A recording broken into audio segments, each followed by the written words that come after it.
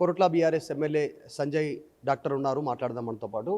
గొడవలు అవుతా ఉన్నాయి, ఎక్కువగా కౌశిక్ రెడ్డి పైనే అటాక్ అవుతా ఉన్నటువంటి సిచ్యువేషన్ కనిపిస్తూ ఉంది. గతంలో జూబ్లీహిల్స్ పిఎస్ దగ్గర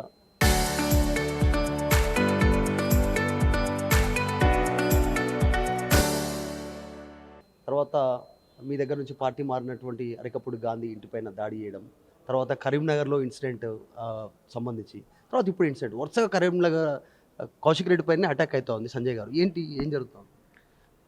కౌశిక్ రెడ్డి అని కాదు కానీ బీఆర్ఎస్ పార్టీ ప్రశ్నించిన ప్రతిసారి అటాక్ అవుతోంది.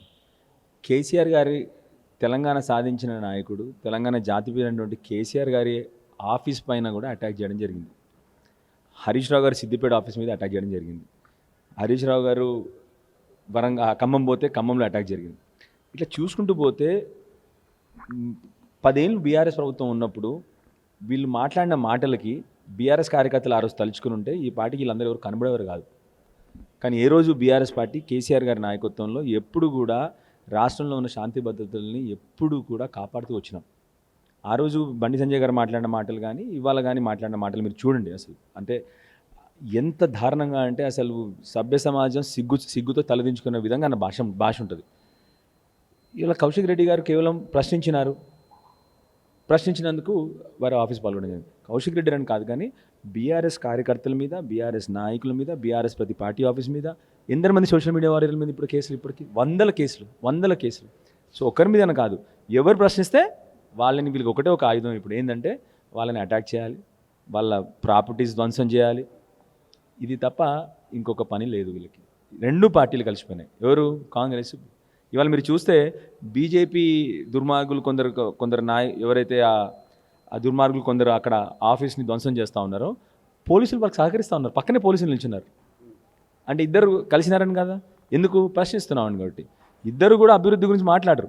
ఇద్దరు కూడా కేవలం బూతులు, చెత్త మాటలు, అరాచకం, ఇది తప్ప ఇంకొక పని చేయట్లేదు. దాన్ని ప్రశ్నించినందుకు అటాక్ చేస్తాం. రీజన్ ఏంది అంటే ఒక ప్రశ్నించింది అందుకే క్వశ్చన్ చేస్తూ ఉన్నారు. రీజన్ అదేనా? బిహైండ్ ద రీజన్ ఇంకా వేరే ఏమనుందా? మీరు పబ్లిక్ ఆల్టర్నేట్గా కనిపిస్తున్నారు నెక్స్ట్ అనేటువంటి రీజనా, లేదంటే వాళ్ళు మీరు అడిగిన హామీలు చేయలేకపోతున్నారని?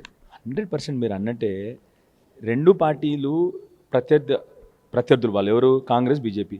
రెండు పార్టీలు కలిసి బీఆర్ఎస్ని అటాక్ చేస్తూ ఉన్నాయి. అంటే ఏం చెప్తా ఉంది? 100% ప్రజలకు ఆల్రెడీ మళ్ళీ బీఆర్ఎస్ఏ కేసీఆర్ గారే తెలంగాణకు శ్రీరామ రక్ష అని చెప్పి ప్రజలందరూ కూడా అర్థమైపోయింది. ప్రజలు భయంకరంగా ఈ రెండు ప్రభుత్వాల మీద, అక్కడ సెంట్రల్ గవర్నమెంట్ కానీ ఇక్కడ రాష్ట్ర ప్రభుత్వం, కేంద్ర ప్రభుత్వం కానీ ఇక్కడ రాష్ట్ర ప్రభుత్వం మీద భయంకరంగా ప్రజలు అసహించుకుంటా ఉన్నారు. అందుకొరకు వీళ్ళకి ఏమీ చేయలేక బీఆర్ఎస్ నాయకుల మీద కానీ బీఆర్ఎస్ కార్యకర్తల మీద కానీ అటాక్ చేస్తూ ఉన్నారు. పర్సనల్గా వ్యక్తిగత విమర్శలు, వ్యక్తిగత హననం, క్యారెక్టర్ అసాసినేషన్లు, వ్యక్తిత్వ హరణాలు ఇన్ని భయంకరంగా చేసినా కూడా మేము మాత్రం మీరు చూస్తే కేవలం ప్రజల గురించే ప్రశ్నిస్తూ ఉన్నాము. దాన్ని కూడా తట్టుకోలేకపోతూ ఉన్నారు. అధికారం ఉంది కదా అని చెప్పేసి మా మీద దాడులు చేస్తూ ఉన్నారు. ఎన్ని దాడులు చేసినా మేము మాత్రం ప్రశ్నిస్తూనే ఉంటాము, ప్రజల పక్షాన నిలబడతాము. తెలంగాణ మాకు బాధ్యత. కేసీఆర్ గారు ఎప్పుడు చెప్తారు, వాళ్ళకు రాజకీయం, వాళ్ళకు ఒక గేమ్ ఇది తెలంగాణ. మాకు మాత్రం తెలంగాణ ఒక బాధ్యత, తెలంగాణ ఒక రెస్పాన్సిబిలిటీ. తప్పకుండా ప్రశ్నిస్తూ ఉన్నాం. కానీ ఇవాళ జరిగిన సంఘటన దేశానికి సిగ్గుచేటు, రాష్ట్రానికి సిగ్గుచేటే కాదు, దేశానికి సిగ్గుచేటు. ఒక హోంమంత్రి పనేంటి? లా అండ్ ఆర్డర్ కాపాడడం. అలాంటి హోంమంత్రి రౌడీలే పోయి గవర్నమెంట్ అధికార ఆఫీస్ అది అది అది అది అది ఎవరో ప్రైవేట్ ఇల్లు కాదు, అది ప్రభుత్వ అధికార ఎమ్మెల్యే ఆఫీస్. అది ప్రభుత్వ ఆఫీస్ని పోయి ధ్వంసం చేసినారు. ఇవాళ ప్రజలకు ఏం సందేశం పంపిస్తూ ఉన్నారో వాళ్ళు ప్రజలకు చెప్పాలి. ఒకటి, Revanth Reddy so many times ఒక స్టేట్మెంట్ చేస్తూ ఉన్నారు, 2034 వరకు నేనే ఉంటా, మీరు ప్రతిపక్ష హోదా కూడా రానివ్వను మీకు అనేటువంటి స్టేట్మెంటు. బీజేపీ సేమ్ సిమిలర్గా ఒక స్టేట్మెంట్ చేస్తూ ఉంది, మీరు ఈసారి రారు, నెక్స్ట్ మేము పవర్లోకి వస్తామని వాళ్ళు చెప్తా ఉన్నారు ఇద్దరు. కానీ ఈ రెండు స్టేట్మెంట్స్ బీఆర్ఎస్ పైన చేస్తూ ఉన్నటువంటి సిచ్యువేషన్ నిజంగా అట్లా ఉందా?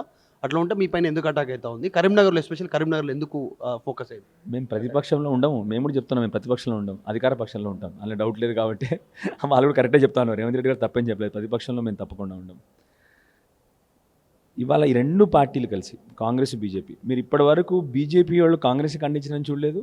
మీరు మీరే జర్నలిస్ట్ కదా, మీరు చెప్తాను, కాంగ్రెస్ వాళ్ళు బీజేపీని ఖండించడం ఇప్పటివరకు జరగదు ఇక్కడ మన రాష్ట్రంలో. ఎందుకు అంటే వాళ్ళకి తెలుసు మళ్ళీ బీఆర్ఎస్ పార్టీ వస్తూ ఉంది. మళ్ళీ ప్రజలు ఆల్రెడీ 2 సంవత్సరాల తర్వాత 2.5 సంవత్సరాల్లో ప్రజలందరూ కేసీఆర్ కావాలి, వీళ్ళిద్దరూ పోవాలి అనే పరిస్థితికి వచ్చింది. కాబట్టి అందుకొరకు ఇద్దరు కలిసి కాంగ్రెస్ బీజేపీ 2 సిద్ధాంతాలు వేరే అయినా కూడా తెలంగాణకు వచ్చేసరికి 2 సిద్ధాంతాలు కలిసిపోయి ప్రజలను లూటీ చేసుకుంటూ లూటీ మళ్ళీ అది కూడా లూటీ కూడా కలిసి అరాచకం కలిసి వాళ్ళు పోలీసులు వీళ్ళకి సహకారం చేస్తారు, వీళ్ళు వాళ్ళకి సహకారం చేసి బీఆర్ఎస్ని అటాక్ చేస్తూ ఉన్నారు. సో ఇదే సంకేతం కదా, ఏంది మళ్ళీ బీఆర్ఎస్ ప్రభుత్వం వస్తుందని చెప్పేసి వాళ్ళే సంకేతం పంపిస్తారు. చివరగా సంజయ్ గారు 2 పార్టీలే కాదు మిమ్మల్ని టార్గెట్ చేస్తూ ఉంది, కొత్త పార్టీ 3వ పార్టీ కూడా అటాక్ చేస్తుంది. అక్కడ నుంచి వచ్చినటువంటి కవిత కొత్త పార్టీ. ఎప్పుడైనా ఇప్పుడు సింహం ఒకటే ఉంటాడు కదా, మొత్తం జంగల్కి ఒకటే కింగ్ ఉండాలి. అందరూ ఏమన్నా కూడా మేము మాత్రం సింగిల్గా ఉంటాము, మేమే ఇప్పుడు అధికారంలోకి వచ్చేవాళ్ళు అందరూ అటాక్ చేస్తారు. ఇప్పుడు అధికారంలో వచ్చేవాళ్ళు అందరూ అటాక్ చేస్తారు. మొన్న తమిళనాడులో జరగలే, విజయ్ హవా బాగుందని చెప్పి అందరు విజయ్ని అటాక్ చేస్తారు, మీద కేసులు పెట్టారు, ఎన్నో కేసులు చేశారు. సో అదేవిధంగా మాకు కూడా ఇక్కడ అధికారంలోకి వచ్చేది మళ్ళీ బీఆర్ఎస్ పార్టీ, అధికారంలోకి వచ్చేది కేసీఆర్ గారి ప్రభుత్వమే అని చెప్పేసి క్లియర్గా తెలుసు. కాబట్టి అందరూ కలిసిమెలిసి అందరు కలిసిపోయారు. అందరు కలిసిమెలిసి ఒక పార్టీ 2 పార్టీలు కాదు, 2, 3, 4 ఎన్ని పార్టీలు అయినా కూడా అందరు కలిసిమెలిసి మమ్మల్ని అటాక్ చేస్తూ ఉన్నారు. మేము మాత్రం వెనక్కి తగ్గేది లేదు, మేము మాత్రం ప్రజల పక్షాన ఉంటాం, పోరాడుతూనే ఉంటాం. అండ్ 100కు 100% చెప్తా ఉన్నాను. సరే రేవంత్ రెడ్డి డైలాగులు అవన్నీ దానికి ఎప్పుడు కూడా హేతుబద్ధత ఉండదు, ఎందుకు మాట్లాడతారో ఆయనకి తెలియదు. కానీ 100కు 100% ఇవాళ చెప్తా ఉన్నాను. నేను శాస్త్రీయంగా మాట్లాడతాను. మళ్ళీ కూడా బీఆర్ఎస్ పార్టీ 2028 డిసెంబర్లో 100కు 100% గవర్నమెంట్ ఫామ్ చేయబోతూ ఉంది. Thank you for your time. ఇది కొరట్ల ఎమ్మెల్యే బీఆర్ఎస్ పార్టీకి సంబంధించి సంజయ్ ఆయన చెప్తా ఉన్నారు, 100కు 100% పవర్లోకి వస్తాము.